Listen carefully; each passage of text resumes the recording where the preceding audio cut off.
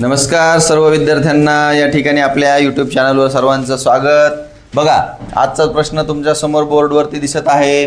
आज आपण शिकणार आहेत खास करून कागदकाम. याच्यामध्ये कागदकामावरचे प्रश्न आपल्याला विचारले जातात. एखादा तरी प्रश्न आपल्याला असा येऊ शकतो की जसं 3 डझन कागद व 5 दस्ते पांढरे कागद मिळून किती कागद होतील. प्रश्न खूप सोपा वाटतो मित्रांनो, पण परीक्षेमध्ये गोंधळ होतो. दस्ता म्हणजे काय, रीम म्हणजे काय, ग्रॉस म्हणजे काय, किती कागदाचा ग्रॉस असतो, किती कागदाची रीम असते, किती कागदाचा दस्ता असतो. बरोबर आहे. तर व्हिडिओ शेवटपर्यंत पहा. अवघ्या 10 मिनिटाच्या आतमध्ये सगळ्याच गोष्टी आपल्या क्लिअर होणार आहेत. यापूर्वी सुद्धा आपण किलोमीटर, डेकामीटर, डेसिमीटर, मेट्रिक पद्धत आपण सगळी बघितलेली होती मापनाची. बरोबर आहे. तर बघा, ते सुद्धा तुम्ही अगोदर व्यवस्थित पाहून घ्यायचंय. आता बघा, 3 डझन कागद आहे. सगळ्यांना एक मात्र सगळ्यांना माहिती आहे. बघा, लहानपणापासून सगळ्यांच्या पप्पांनी केळी आणली असेल आणि 1 डझन केळी म्हणजे किती हे तुम्हा सगळ्यांना माहीत असेल. 12 नग म्हणजे 1 डझन असतं. मग याच्यावरूनच एक ट्रिक लक्षात घ्या. आता 12 डझन करा त्याला. एका डझनमध्ये 12 नग असतात, तर 12 डझनमध्ये किती नग असतील? 144 नग असतील. आणि हे लक्षात ठेवताना यालाच पुढे फक्त एकच गोष्ट लक्षात ठेवायची. याला म्हणायचं ग्रॉस. काय म्हणायचं? एक ग्रॉस. काय म्हणायचं? एक ग्रॉस. पहा, लक्षात ठेवायला काही पाठ करायचं नाही आहे आपल्याला, बरं का. 1 डझन म्हणजे 12 नग, ही तर सगळ्यांना माहिती आहे. 12 डझन म्हणजे 144 नग. का? कारण एका डझनमध्ये 12 असतात म्हणल्यावर 12 डझनमध्ये 12 गुणिले 12 144 झाले. 12चा वर्ग 144. आणि यालाच आपण काय म्हणतो? 144ला एक ग्रॉस. ओके. आता याच्यामध्ये अजून एक गोष्ट आपल्याला परीक्षेमध्ये विचारली जाते. बघा, यामध्ये एक महत्वाचा आहे दस्ता. काय आहे? दस्ता. बंदुकीचा नव्हे, कागदांचा दस्ता म्हणतोय. ओके. तर एक दस्ता म्हणजे 24 कागद असतात. एक दस्ता म्हणजे काय असतं? 24 कागद असतात. आणि 20 दस्ते म्हणल्यावर किती होईल बघा. एक दस्ता जर 24 कागदांचा असेल तर 20 दस्ते किती कागदांचे असतील? 24 गुणिले 20 किती झाले? 480 कागद. बघा, तुमच्या समोर कागद कामाचा सगळा कच्चा चिट्टा या ठिकाणी जमा झालेला आहे. 2 डझन कागद म्हणजे त्या ठिकाणी एक दस्ता असतो. 1 डझन म्हणजे काय असतं? 12 नग. मग 2 डझन म्हणजे या ठिकाणी 24 नग. बरोबर आहे की नाही? 2 डझन म्हणजे 24 नग. आणि 24 नग म्हणजे काय आहे? एक दस्ता आहे. बघा, एकमेकांवरती माहिती आधारित आहे. 1 डझन म्हणजे 12 नग, 12 डझन म्हणजे 144, 144 म्हणजेच काय? तर एक ग्रोस.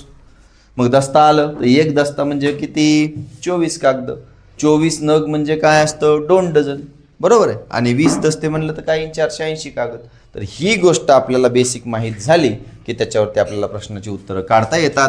आता बघा, वरती या ठिकाणी जो प्रश्न दिलेला आहे तो प्रश्न या ठिकाणी सोडवूया. अशा पद्धतीची प्रश्न आपल्याला परीक्षेमध्ये विचारली जातात. हातचे मार्क आपले जायला नको. खूप सोपं आहे. 3 डझन कागद काढून घ्या. 3 डझन म्हणजे किती? 3 गुणिले 12, 12 त्रिक 36. 5 दस्ते. बघा, 5 दस्त्याचे कागद किती होतील? आता मी तुम्हाला या ठिकाणी सांगितलं होतं एका दस्त्यामध्ये किती कागद असतात? 24. मग 5 दस्त्यामध्ये काय येतील? 5 गुणिले 24. मग 24 गुणिले 5 काय होणार आहे? 5 चोक 20, 2 हात चाला, 5 दोन्ही 10, 2 12. 24 पंचे 20. म्हणजे 3 डझन कागद, 5 दस्ते पांढरे कागद मिळून किती कागद होतील? मिळून म्हणलं की त्या ठिकाणी काय होते? बेरीज. किती कागद झाले? 156 कागद त्या ठिकाणी झालेली आहेत. या ठिकाणी आपल्याला प्रश्न असा सुद्धा येऊ शकतो की ते किती डझन झाले? ओके, किती डझन झाले?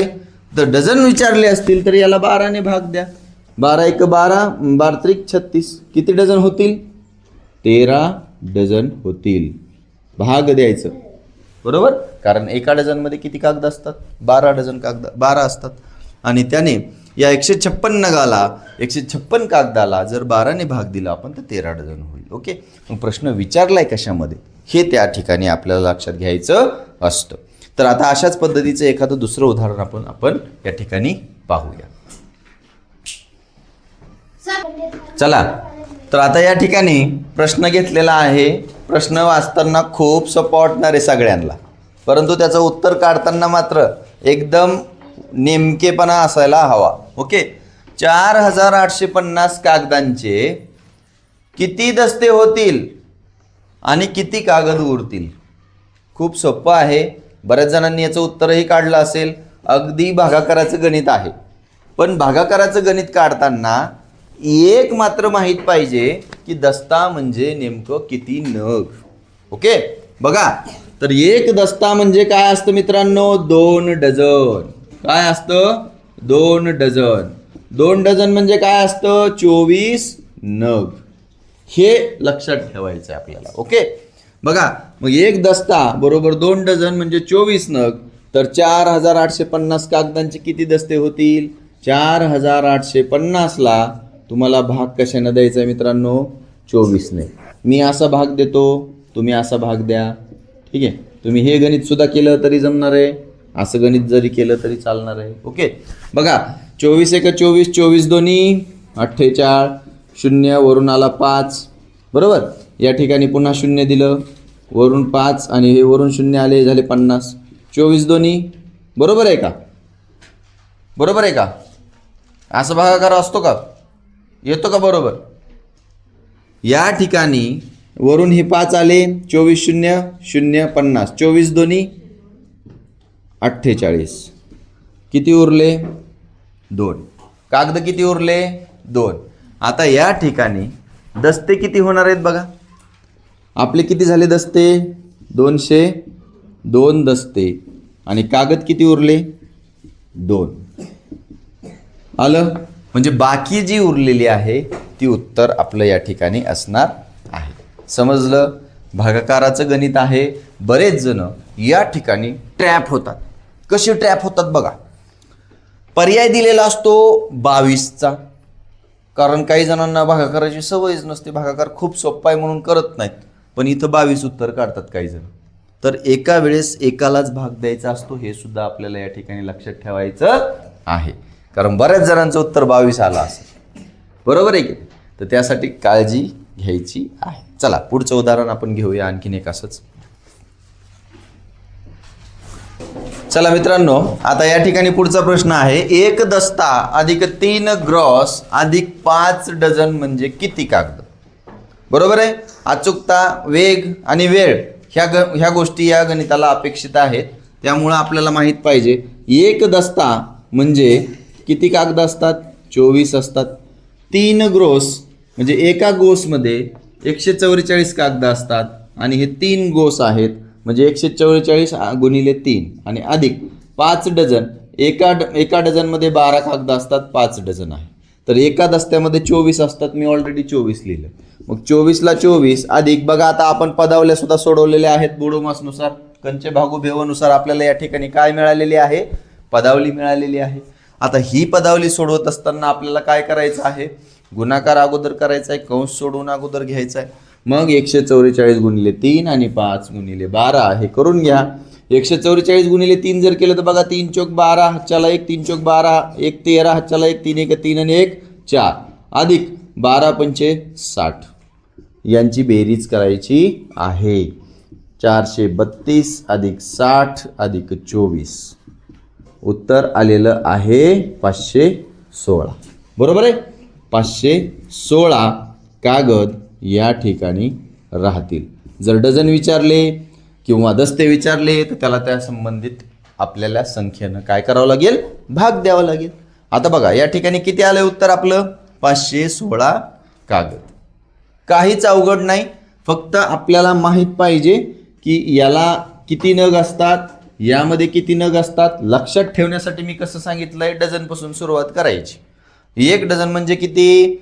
12 नग. अगदी बरोबर. 2 डझन म्हणजे किती? 1 दस्ता. बरोबर आहे की नाही? मग या ठिकाणी आपल्याला 1 ग्रोस किंवा 12 डझन म्हणजे किती? 12 डझन म्हणजे 144 आणि 144 म्हणजे किती? तर 1 ग्रोस त्या ठिकाणी आपल्याला लक्षात ठेवायचं आहे. आता रिमवर जर विचारलं, एक रिम कितीची असते बघा? एक रिम आहे की नाही, एक रिम ही 480 कागदांची असते.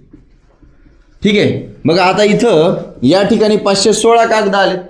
प्रश्न तुम्हाला असाही विचारला जाऊ शकतो याच्या पुढं की 1 दस्ता अधिक 3 ग्रोस अधिक 5 डझन म्हणजे किती रिम होतात? किती रिम होतात? बघा एकच रिम होणार आहे. 480 वजा करा, एकच रिम होईल इथून, बरोबर आहे. आणि 36 कागद वर शिल्लक राहतील. एक रिम आणि 36 कागद शिल्लक, असं त्याचं काय होईल? उत्तर राहील जर आपल्याला रिममध्ये विचारलं तर. कारण एका रिममध्ये किती कागद असतात? 480. ठीक आहे. तर या ठिकाणी आपल्याला सगळ्यांना ही गणित समजले असतील तर व्हिडिओला लाईक करायचं आहे, शेअर करायचं आहे आणि आपल्यासोबत नवीन असाल तर सबस्क्राईबसुद्धा करायचं आहे. अशाच बेसिक गणितांसाठी दररोज आपण या ठिकाणी भेटणार आहोत आणि दररोज आपला गणिताचा सराव करणार आहोत. तर भेटू आपण पुढच्या व्हिडिओमध्ये. Okay, bye.